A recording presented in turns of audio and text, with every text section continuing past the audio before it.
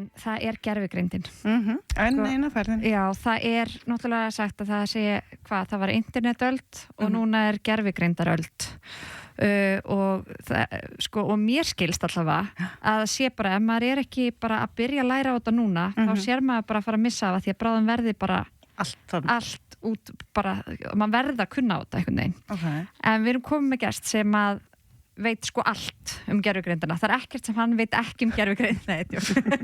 Nei, forritar sérfræðingur hjá fyrirtækinu Javelin og þið eruð að bjóða upp á svona endurmenntunarnámskeið fyrir fyrirtæki til þess að kynna gervigreindina og einmitt þá væntanlega hvernig fyrirtæki geti notað gervigreindina til þess að væntanlega ekki kannski eyðastörfum en svona hjálpa, þú veist. Algjörlega, bara spara tíma og auka afköst og svona. Við erum einmitt með þetta námskeið hagnýtar gervigreindarlausnir hjá bæði Endurmenntun Háskóla Íslands og höfum svo verið einmitt að fara inn í fyrirtæki og halda námskeið fyrir bara starfsfólk og svoleiðis. Já. Mér langar fyrst að spyrja bara út í þetta, þú veist, ef þú ættir að segja bara hvað gervigreind, bara byrja á svona auðveldri spurningu. Þú veist, hvernig myndirðu skilgreina gervigreind? Einmitt, þetta stór spurning. Gervigreind í rauninni regnhlífa hugtak yfir mjög margar tegundir af tækni, en sú sem svona kannski mest á milli tannanna á fólki í dag spunagreindin. Og spunagreind í rauninni tegund af gervigreind sem getur framleitt efni og það eins og ChatGPT framleiði texta. Við erum með spunagreindi sem að framleiða myndir, ljósmyndir eða einhverja teiknimyndir og svona. Og það svona það sem fólk almennt kallar í dag gervigreind. Það til fleiri tegundir af gervigreind og svona hefðbundnari eru til dæmis vélnámslíkön sem spá fyrir eitthvað og svoleiðis. En þau eru ekki jafn aðgengileg fyrir hinn almenna notanda, þannig að þetta orðið svolítið svona spunagreindin búin að fá þetta orð gervigreind á sig. Og hversu greindi gervigreindin orðin svona, ef maður, hversu mikið mark getur maður tekið á? Einmitt, hún alveg ofboðslega greind að einhverju leyti vegna þess að það til mælingar sem mæla hversu klár hún og þetta í rauninni bara próf, ekkert ósvipuð prófum sem manneskjur taka, bara starffræðipróf til dæmis og í mörgum og bara flestum af þessum prófum hún farin að skara fram úr og komin yfir manneskjur og meira þess að sérfræðing á sínu sviði. Þannig að við erum með próf sem alltaf taka fyrir bara ofboðslega mörg háskólasvið, 60 mismunandi svið í háskóla og við prófum gervigreindina upp úr þeim öllum og hún skorar henni hærra heldur en sérfræðingur, ef við myndum fá sérfræðingur hverju einasta á þessu sviði og leyfa þeim að leysa þetta próf, sko. En að því að tala þú veist, þetta höfundarétta að þú veist, hvað gervigreindin að nota til þess að vita þessa hluti og það voru síðar, hvort það var Guardian eitthvað svoleið sem bannaði að eins og ChatGPT mætti nota fréttir frá þeim. Þú veist, hversu mikið getur maður þá treyst á því að þetta sé réttar upplýsingar einhvern veginn sem við erum að fá. Hvaðan koma upplýsingarna þá? Einmitt, til þess að búa til gervigreind þá þarf alveg ofboðslega mikið af gögnum til þess að þjálfa hana upp og hún lærir af þessum gögnum og byrjar svo í kjölfarið þegar að búa að þjálfa hana að geta búið til sitt eigið efni. Og þetta einmitt það sem að svona fólk talar að sé eitthvað höfundarétt að brota, það sé verið að nota einhver gögn sem að mannfólk bjó til þess að þjálfa gervigreindar líkön. Hvaða gögn eru notuð ekki alveg nákvæmlega vitað vegna þess að þetta svolítið hernaðarleyndarmál. Það eru mörg fyrirtæki þarna sem það OpenAI, Anthropic, Google og fleiri sem öll að keppast það að vera með bestu gervigreindina og stór þáttur í því að búa til góða gervigreind að vera með góð gögn. Þannig að þau vilja ekki gefa upp hvaða gögn hafa verið notuð. Þannig að þetta svolítið núansuð deila þegar maður veit ekki nákvæmlega hvað á bakvið í þessum gögnum en maður veit þó að eitthvað af þessu eitthvað sem það hafa fengið löglega, eitthvað svona með svona opið leyfi sem hver sem má nota í hvað sem en svo alveg mjög góða líkur því að eitthvað af þessu sé höfundaréttavarið efni sem þau að nýta. En samt kannski ekki verið að nýta beint heldur, þetta svona meira kannski eins og maður horfir á heimildarmynd og læra eitthvað af henni og tala hann aftur. Já, gervigreindin þjálfuð á þessu efni þannig að hún læri að tala og koma frá sér upplýsingum og svona en hún ekki að vitna beint í þetta efni sem var notað í þjálfunargögnum þannig að hún ekki að fara og copy-pasta einhverju upplýsingar og skila okkur tilbaka heldur þetta meira bara eins og fyrir meðal manneskju einhvers konar töfrar sem þarna að nota starffræði og fylgja margföldun og alls konar til þess að framleiða glænýjan texta út frá fullt af gögnum. Þetta svona eins og ef maður myndi muna öll samtöl sem maður hefur átt einhvern veginn Já, alveg staf fyrir staf? Ekki alveg staf fyrir staf, af því að þjálfunargögnin móta líkanið en hafa mismikil áhrif á hana. Þau reyna að ýta henni í átt þar sem hún getur byrjað að tjá sig fagmannlega og vel en það er ekki það með sagt að hún muni endilega allt sem var til staðar í þjálfunargögnunum. Það var ég að spyrja, því að ég lendi að vera að spyrja ChatGPT að einhverju og fengi svar og ég er eitthvað, ég er nú ekki alveg viss hvort þetta sé rétt og spyr þá, ertu viss? Og segir, nei, það er rétt hjá þér, þetta var ekki rétt hjá mér. Sko, hvernig, eða þú veist, hvað er þetta? Einmitt, þetta er alveg óbúslega erfitt vandamál sem er verið að kljást við, þarna bæði sérstaklega í Kísildal, Bandaríkjanna. En það er að þegar við þjálfum gervigreind, þá erum við að þjálfa hann upp til þess að geta tala við manneskjur og koma með áreiðanleg svör. Og ef að hún stendur sér vel, að þá velun henni, fær hún velun af því að þá veit hún ok, ég er að standa mig vel núna, ég ætla að halda áfram að gera svona en ef hún stendur svo illa, að þá fær hún ekki velun. En hún þarf þá að fá feedback um að hún sé ekki að standa sig. Einmitt, en ef að gervigreindin segir ég veit það ekki, þá fær hún rangt svar, af því að það er aldrei rétt að svara við spurningu, þannig að hún lærir að ef ég vil fá velun, þá má ég ekki segja ég veit það ekki, þá er auðveldara að giska, af því að þá eru einhverja líkur á ég fái velun. Bara eins og versti besservisser í partí. Algjörlega. Og hún er þjálfuð til þess að vera hjálplegur aðstofamaður og hún fær líka smá svona feedback eða endurgjöf frá fólki það sem að vera aðstofana í að vera hjálpleg og fólki líkar yfirleitt þegar að þú ert kurteis og jákvæð og staðfestir skoðanir fólks og það veldur með því að hún áður svolítið til að staðfesta skoðanir fólks þegar það tala við hana. Og verða bergmálshellir. Smá. Og hvernig þá eiginlega ámaður, bara svona praktist séð ef maður sest niður og þarf einhverju upplýsingar eða ráðgjöf margir eru náttúrulega farnir að nota þetta bara nánast eins og einhvern sálfræðinga eða hjónabandsráðgjöf eða hvað sem er.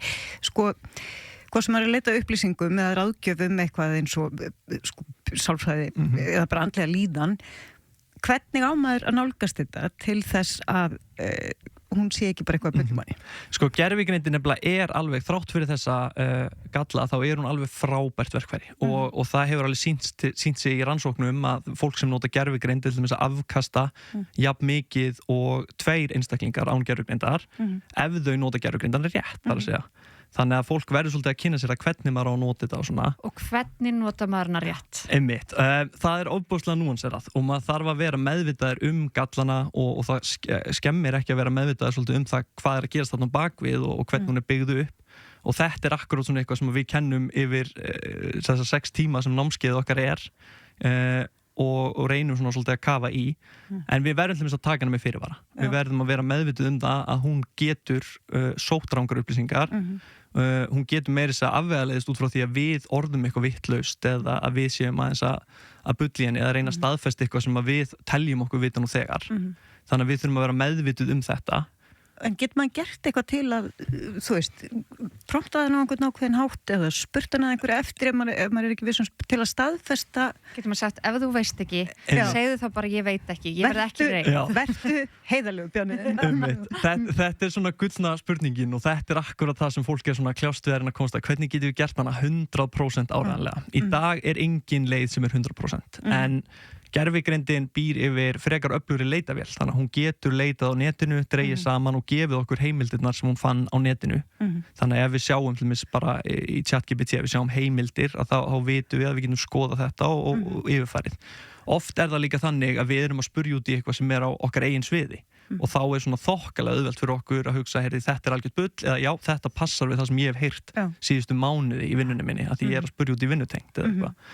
Þannig að það eru nokkra leiðir, við þurfum bara að beita, einna helst beita almenni röksemi og skynsemi og ekki sem sagt taka þessu sem einhverju sannleiksvél og það er eitthvað sem ég hef upplifað frá nokkurinn sem koma til okkar á námskeið sem halda, heyrðu, bara ég get spurt bara gervigreindina hverja vera lottótöluna næstu helgi og hún mun bara geta svarað því sem er náttúrulega bara engan veginn, það er bara ekki físikal möguleiki. Ég var að kaupa mjög mikið. Ég var alveg bara búin að leysa heimseysuna sem að ég er plana.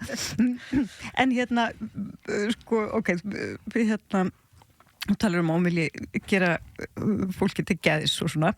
Maður hefur heyrt svolítið að því að fólk sé að vera ástfangið af einhverju svona, getur þú sagt okkur svona þann prósess og hvort að það er skynsamlega? Hvort að þú hafi kannski orðið ástofn? Nei, ég hef sjálfur ekki orðið ástofn af gervigrindinni ennþá.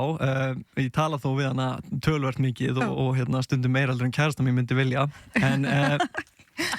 En nei, það er alveg, maður heyri dæmi og sérstaklega út í heimi þar sem að fólki er að fara að tala við gervigrindina eins og hún sé bara makið þeirra eða eitthvað slíkt og þetta er svona farið að minna svolítið á bíómyndina Her frá 2013, kannast við hana, alveg stórkostleg mynd með Joaquin Phoenix. Var það ekki svona eitthvað sérhönnuð kærastafn sem var bara alveg nákvæmlega eins og nátt að vera? Akkurat, nákvæmlega eins og þú vildir hafa hana og það eru til svona gervigrindir í dag sem að til dæmis einn sem að svona er kannski vinsæl sem heitir Character AI ef ég mann rétt en þær geta líka verið óbáslega hættulegar vegna þess að þær eru byggðar upp sem einhver karakter, annarkort eitthvað svona nákvæmlega og þú vilt hafa hana eða einhver karakter úr bók þú getur til dæmis valið bara að ég ætla að tala hérna við einhverja overhetju eða eitthvað og það náttúrulega gerist að fólk fer að spjalla við þetta og gleymir því svolítið að þeir séu nú bara að tala þarna við tölvu sem er að svara henn tilbaka og já, dregst svolítið inn í þetta samtal